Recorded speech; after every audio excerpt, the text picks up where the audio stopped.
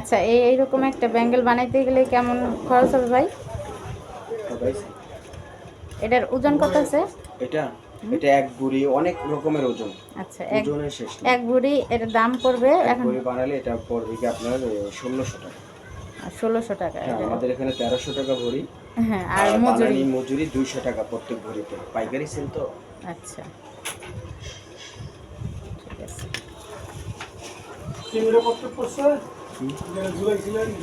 এটা 8 আনা। এটা ছেড়ে এটা দিচ্ছে। এগুলো প্রত্যেকটাই আমরা বাবু আবার এত সুন্দর পছন্দ করতাম। এক আনা, প্রতিটাই এক ভরি করে। প্রতিটা এক ভরি, এক ভরি, এক আনা, অনেক আইটেম আছে।